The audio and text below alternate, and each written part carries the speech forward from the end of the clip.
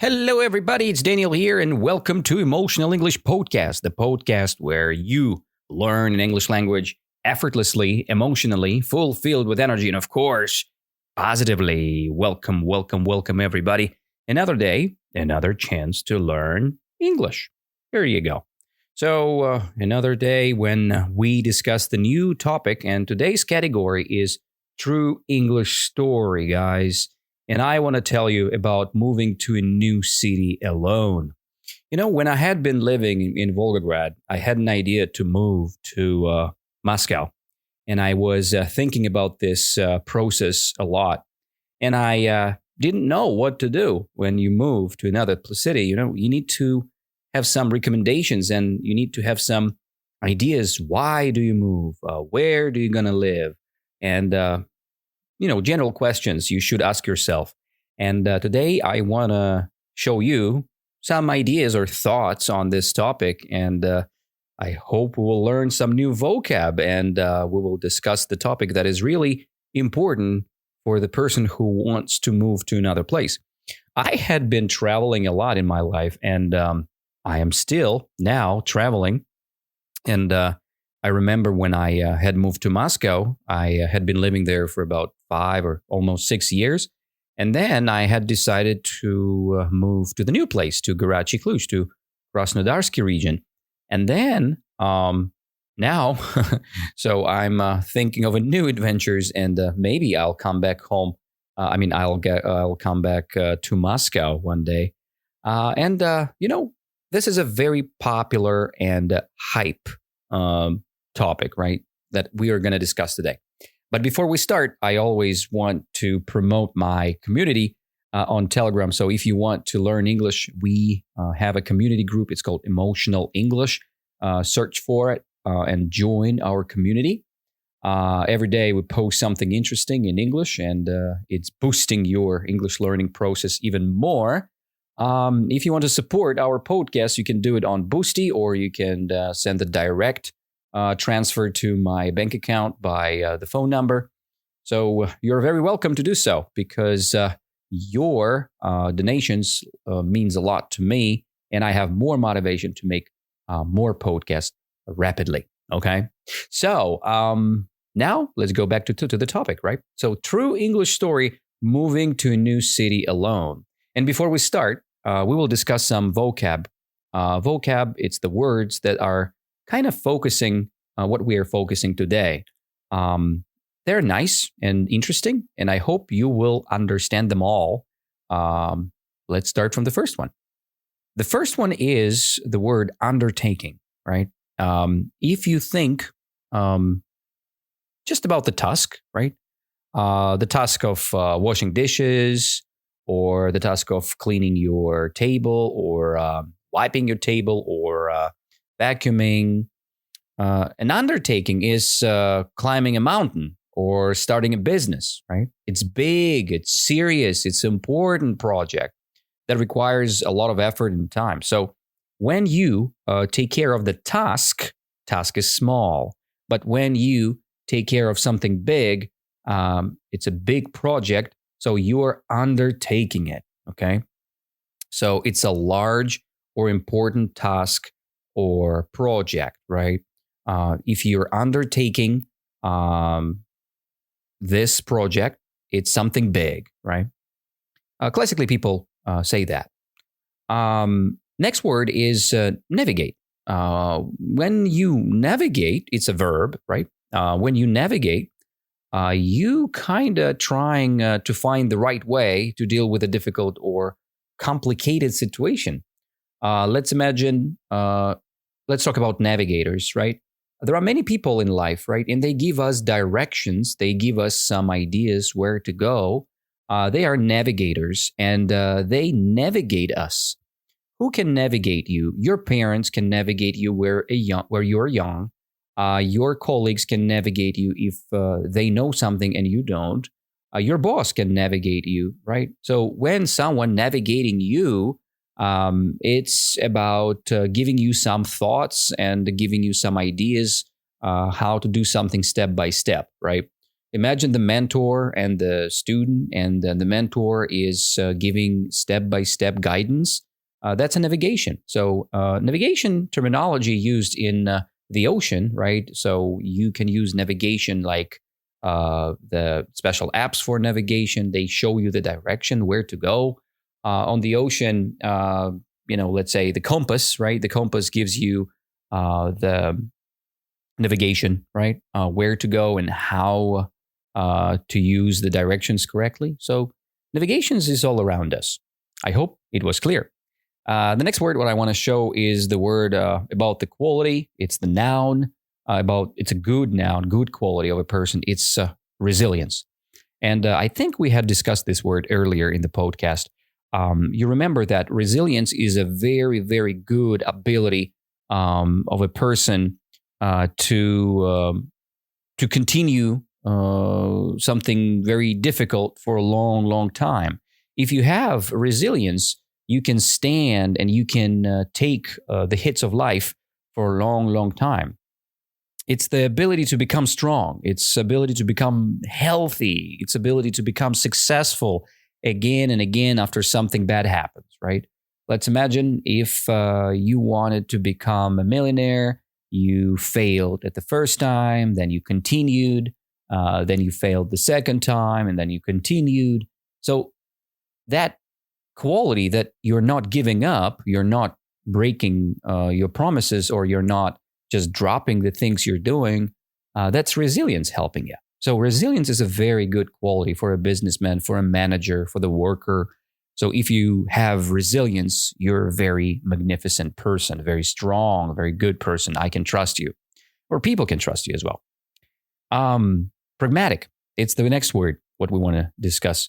Pragmatic, it's an adjective. You can describe someone as pragmatic when you dealing with something in a practical way, right? Let's imagine the pragmatic person always think about practicality, right?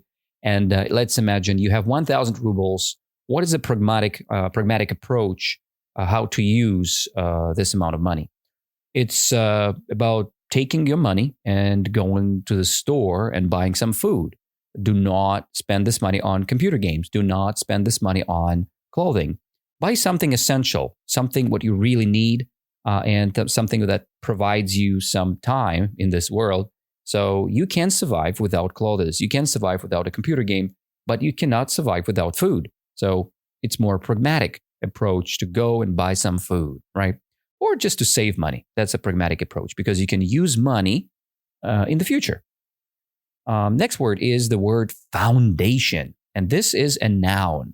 So you describe a foundation as something like basic, as a principle or idea or a system. You remember we discussed the topic of Plato earlier in the podcast, and the topic was about the foundation of your perspective about the way how you think about life, right? If you see the shadows, if you see the life as something unrealistic or something not very true, that's a shadow. It's not a real life you're living in, right? But if you think about something really deep, that's an idea of perfection, that's something good that you can use for your foundation. For example, when I developed and when I started my podcast, my foundation was to do what I like, to share my ideas about my life, but do it in English. And that was my foundation. This podcast was found on this idea. So when you say, I have a good foundation for my financial success or my financial independence, it means that you created a base. You created something that protects you, something that gives you energy. And foundation is something very nice, right? It's the base you built, right? And it can be, what can be a foundation? Your education can be a foundation. Your savings can be a foundation. Your plan, like a good plan, like development plan in English, can be your foundation for your success, right? So if you have this foundation, you will become successful. You will succeed. You will win, okay? Next word is the word proactive. proactive, it's an adjective. You can describe productivity when the person is very efficient, right? Or doing a lot of things, right? And successfully finishing things a lot. So this is proactive people. When you're proactive, you're taking actions or you're taking your action to control the situation rather than just responding to it after it has happened. Productivity in this case is about not only, doing something, right? But taking action to control a situation, right? You are proactive when you take care of things. It's about responsibility. Reactive people, they wait for a problem to happen, right? But proactive people, they think about how to not let this problem happen, right? So they are protecting themselves. Proactivity is when you do something in advance, not waiting for the problem, right? And we have two options of management: proactivity and reactivity. Reactive management is about answering the problem, right? And I'm more reactive person, to be honest. But for proactive people, they are about projects. They can think about something. They can, they can create the foundation for the success. Okay, I am proactive, but I love reactive approach more, right? Because I don't know, I just like to take care of this crisis when I see it and I'm doing something in action. I feel the hot blood, and I feel kind of energized by the situation. So proactivity is my thing, but I'm more excited about reactivity, right? So are you reactive person or proactive? So proactive people, they think about the future. Reactive people, they think when the problem comes and then they take care of it, right? So you define who you are. The next word is about fostering something, right? And this is about encouraging the development of growth of some ideas or feelings. It's about, let's do some reflection here, right? So imagine that you can build a house, right? But you foster a friendship or a skill. So when you foster, let's say, more, right? It means that you concentrate more on development of something, right? More, right? And if I foster a friendship, I decide to take care of my friendship, right? Or skill. That's the thing. So you can do something. Let's say you can take care of a small plant, right? And you can do it day by day. You can give some care. And this development kind of grows inside of you. You fostering this skill inside, right? That's the thing. So when you encouraging, when you motivating the development process or growth, that's the fostering process, right? And I like to foster my students, right? I like to foster my projects as well. So I'm working on them day by day. I motivate myself and to do these projects, and that's how it works. Hope it was useful. And the final word here, I'm sorry. Final word is self-reliance. Self-reliance. What is self-reliance, guys? It's when you can rely on yourself, right? That's pretty simple. What is rely, you can ask? Danilo, what is rely? Oh, that's pretty simple too. So it's when you can depend on yourself, when you know that you can trust yourself, right? Let's imagine this situation. You want to stop eating chocolate, right? And for you, it's not a problem when you see a chocolate in your room or in your apartment, right? Because you have self-reliance. You can trust yourself that you will not eat this chocolate.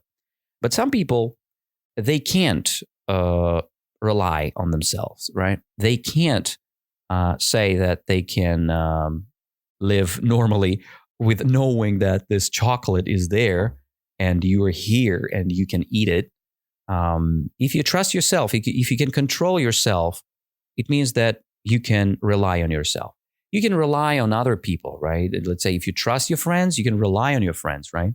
If you can trust yourself, so it's your self-reliance. It's a good ability, right? When you can depend on yourself and you can manage your own problems, right? Or situations, right? That you are facing. So that's the last word, self-reliance. I hope it was pretty useful. And now we can just revise them again. So undertaking, navigate as a verb, right? Resilience, pragmatic, foundation, proactive, foster, and self-reliance. I hope we got them all. And now I will read the story connected with this vocab. And you know what I do usually? I just read the paragraph and then step by step I describe the logic of the paragraph. Or I can comment the logic, right? Let's say if I finish the sentence and I like something here, or I see something hard, or the vocab from the focus vocabulary list. So we can discuss it and reflect on it a little bit, right? In the context. That's how we learn the language here. We can understand the meaning of the word by seeing this word in the sentence and reflecting on it, right? If you want to practice the word right away, so just copy it with me, right? Just say something using this word. If you understood, if you realize how to use the word, just do it. Just go and do it, all right? And we start from the first paragraph, right? And we're reading the topic. It's called moving to a new city alone. It's important. When you're moving to a new city, you're saying bye-bye to your previous city, and you say hello to the new city. And you're doing this alone. It means no people go with you. Nobody go with you. So you're going alone, one person only. Let's start from the first paragraph. Choosing to move to a new city alone is a significant undertaking. And by the way, the word undertaking here is the noun usage. So undertaking, probably I was giving you the wrong concept. Because when you undertake something is the verb when you are taking care of a big project. But undertaking, as we see it here, significant undertaking, it's a large or important project. So actually it's the same thing. The logic is pretty the same in this context. But the one situation is a noun. You describe the situation. Okay, this is an undertaking. An undertaking, right?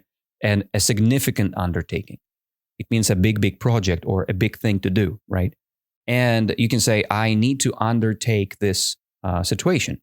So to undertake, it means take under control and to work on it and to become, let's say, better, advanced, right? Or to win the situation, right? If you're undertaking some actions, so you start to do things, right? And you're doing this in a good way. And probably this something what you undertake, it's something that is big, right? So when you're choosing to move to a new city alone, one person, it's a significant undertaking. It's a big thing. One that tests the limit of your courage and independence. So this undertaking, this project, big project, tests something. It tests the limits of your courage, right? So are you scared or not scared? So it tests your quality. Number one quality is courage, and another quality is independence. It tests the limit of your independence. What does it mean, independence? It means when the amount of free thing. Or let's imagine if you dependent, you need money, right? Let's say if your parents gives you money, it means that you have no independence.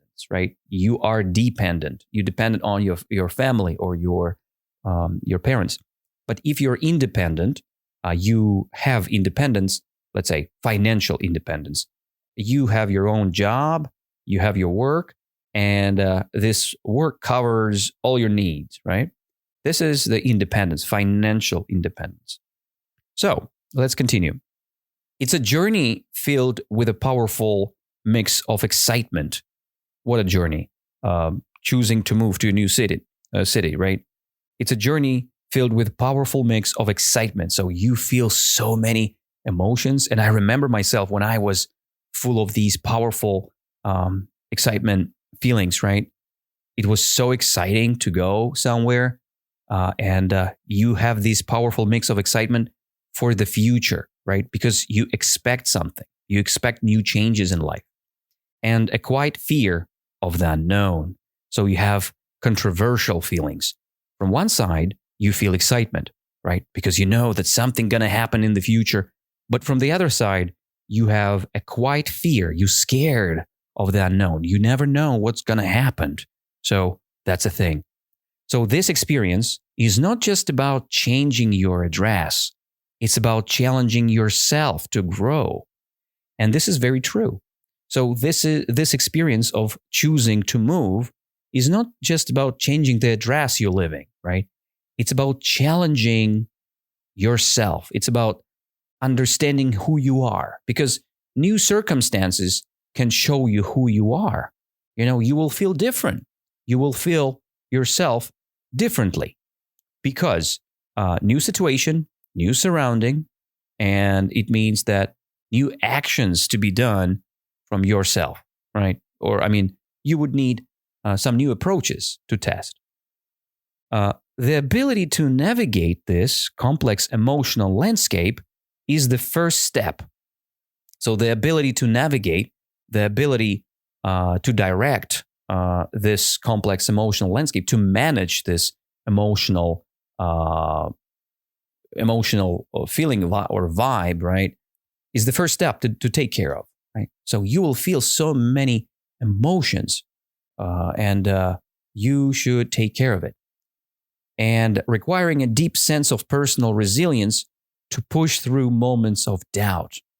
Oh yeah, let's read this sentence again to clarify the meaning here. The ability to navigate this complex emotional landscape is the first step, requiring a deep sense of personal resilience to push through moments of doubt. So, when you will live the moment of moving, right, you will have some moments of doubt. It means the moments that you are not sure about. Let's say you would ask yourself, do I need to go somewhere? Should I leave my city? Should I stop living in the place I live right now? These questions you would start to ask yourself. And then some emotions will pop up, right? So some emotions will come to you. And you will test the first ability to navigate the complex emotional landscape, right? A lot of emotions will come to you. And this is very complex. Complex means complicated. A lot of things there, a lot of emotions coming. And this emotional landscape is the first step to take care of, right? And you would need resilience. We discussed it. We discussed this word before, remember? So resilience is the quality, right, of standing no matter what, right? No matter what's going to happen to you, if you have resilience, you would be okay, right? You will be okay. And the same thing here. So the personal resilience, if you have it, gives you an opportunity to take care of your complex emotional landscape. And then you would push yourself through the moments of doubt. So yes, you would ask yourself many questions and you would be not sure about things, but you will push yourself through and you'll be okay. You will find what you are looking for. New emotions, new experiences, something great. And I remember myself when I was in Moscow, the first days I was living in the hostel, and many people were friendly to me. I remember the people from all around the world in the hostel. It was a cheap hostel somewhere in Moscow city center. And I was living there for about a week, and I was looking for an apartment to rent. I was looking for the room, not apartment. I started from the room, and I found it. I think on the day 4, I found the room, and I moved. I moved there. I moved in. I found new people there, new nice people. One guy, he was an IT specialist there. Another guy, he was working for, I guess it was, I don't remember where he was working, but he was a pretty productive guy too. So we had the same shared interests and it was pretty fun. But you know what? I was scared. I'm alone. I'm new. I'm a new person. I'm a new guy in the city. And you know what people say about Moscow? The Moscow can spit on you or can welcome you and hug you, And I think I had a hug. I had some luck. But I remember different moments in Moscow, and maybe it's a different story. But let's continue. I would read the paragraph one more time just to revise the whole thing, what we just discussed. All right? Choosing to move to a new city alone is a significant undertaking, one that tests the limits of your courage and independence. It's a journey filled with a powerful mix of excitement for the future and a quiet fear of the unknown. This experience is not just changing your address, it's about challenging yourself to grow. The ability to navigate this complex emotional landscape is the first step, requiring a deep sense of personal resilience to push through moments of doubt. Yeah, this text is pretty complicated, by the way. It's an upper intermediate text, I guess. And that's why we need to think logically here. And I see this text for the first time. I've seen the vocab, but I haven't seen the text. So that's why it's like a research. It's more interesting. It's fresh when I'm reading this text because it's kind of new for me. And I'm revising it with you together from the first approach. I think it's good. Let's go to the second paragraph, shall we? A successful transition depends on a pragmatic approach. And you see, a successful transition, it's a successful move. When you're moving from one place to another, this is a transition. A successful transition, a successful moving process from one place to another depends on pragmatic approach. And we see the focus vocab again. So we need pragmatic, practical approach, right? So we need some practicality here. Before you even think about packing, before you start packing your bags, your most important tool is research. And this is true. What is research? It's when you're looking for information. So it's very important to do first. So before you're packing your bag, do some research. A solid plan acts as the foundation for your new life, transforming an anxiety into manageable steps. Let's discuss this one. A solid plan acts as the foundation for your new life. So if you have a plan, solid plan, it means powerful, good-looking plan. Solid, it's the opposite of mushy, opposite of something weak. Solid is good, weak is bad about the plan discussion. And a solid plan acts as the foundation for your new life. If you have a strong plan, it's a good foundation. It's a good base for your new life. Transforming an anxiety is your feeling of fear. If you're scared, you have an anxiety. So if you're transforming an anxiety, your fear feelings, into manageable steps, you will take care of it, right? So you're scared, but you do things. That's about transforming an anxiety into actions. This means creating a detailed budget. It's number one step, detailed budget. So you planning the budget before you go to the new city, right? How would you survive without work for 3 months, let's say, right? You need some money for this. And this is the detailed budget. I had that. I pre-planned my budgeting. I think I had like 2 months without the job, right? And I had prepared this. So when you exploring potential neighborhoods online, so you checking where do you want to live? And I remember I lived on Planerne Station. At Planerne Station, it was, what was it? Purple. I guess it's Purple Line, Moscow city center, right? Not center, Moscow city. Planerne Station. It was my first place. Then I moved to another place on Kolomenskaya. Then I moved to Moscow region, right? Because I had bought the apartment using the mortgage. And then I sold it. And then I moved to Garachi and I bought the flat without mortgage. So long story. So exploring potential neighborhood online, creating a detailed budget, and even connecting with people in the new city through social or professional groups. I was using vk.com. Now it's vk.ru. So VK was a very good resource. We had many communities there of people who was looking for neighboring options, right? Or you call it roommating, right? So I was looking for a roommate, and I found the guy who was ready to be a roommate. But we were talking between each other, and then he decided to go to one place that I didn't like. I didn't like the owner of the place. He was kind of scary looking guy, and he was like a gangster, and he didn't offer us a contract, like an agreement to sign. So I decided not to go, but he was okay with that. All right, I said, man, my way or highway. I'm moving out from here. So that was my idea. And I found my own apartment just next day after that bad situation. But never mind. It's not the topic what I discuss right now. So being proactive is a key. That's what the text recommends us. Proactive means think about things in advance, earlier, plan it, pre-plan it, right? So create a detailed budget, exploring potential neighborhood, connect with people, find the social groups or communities. Being proactive is a key. Instead of waiting for your new life to happen, you begin building it long before you arrive. Okay? And that's the end of the next paragraph. So we had discussed the second paragraph already. And let's do some reflection on it. So it's very important to have a plan, to be proactive, to create the foundation for a new life. And that's how we use the new vocab. You need to be proactive. Don't wait for problems. Be proactive. Don't be reactive here. So plan your budget. Plan the place you want to live.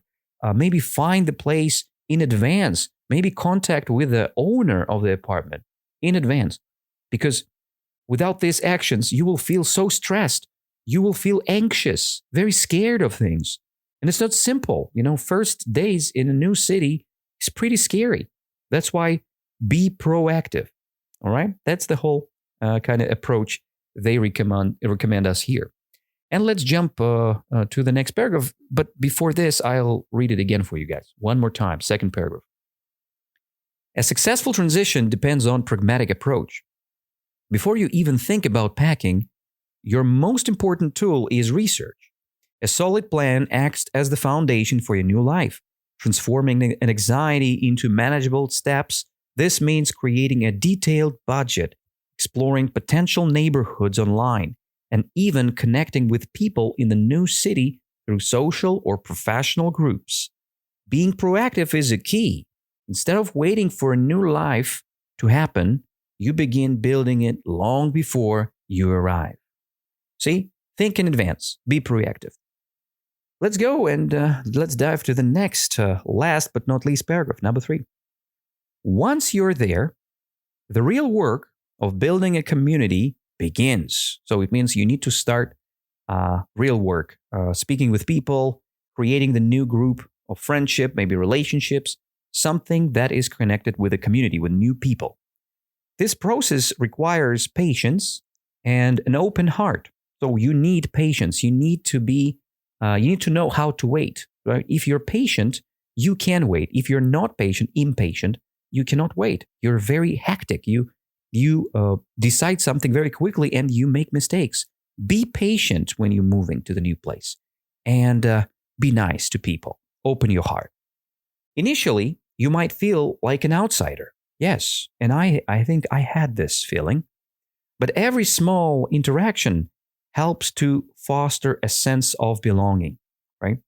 So this is about fostering, to foster a sense of belonging. So we are working on ourselves step by step, and we understand where are we, right? The sense of belonging, it's understanding who you are, where are you, and what belongs to you, what is yours, right? What people are yours? What apartment do you live in? What the job is yours, right? You understand this sense of belonging, and then you foster this sense of belonging. You increase it. You makes it better, right? For understanding. So you joining a local club, taking a class, or simply becoming a regular at a neighborhood cafe are all ways to wave yourself into the city's life, right? Big city life, right? That's good sentence. Let's start again. So when you're joining a local club, a group of people, right? Taking a class, probably you take some class or education somewhere, or becoming a regular at a neighborhood cafe, so maybe meeting new people there, right? All these ways are about waving yourself into the city's life. So you're kind of pushing yourself into the new city's life activities, right? So that's what it is. Over time, you will find that this journey has given you the ultimate gift, a profound and unshakable sense of self-resilience. Of self-reliance, of course, of self-reliance. So if you would do that, if you would do some interactions with people, taking some classes, becoming a regular, or the guy who is visiting the cafe again and again, over time, after some time, you will find that this experience has given you the ultimate gift, something really nice. Ultimate means super good gift, super good experience, a profound and unshakable sense of self-reliance. Let's start from the word profound. Profound, it means serious, something. You have a simple idea or profound idea. So profound sense, it's something developed, something big.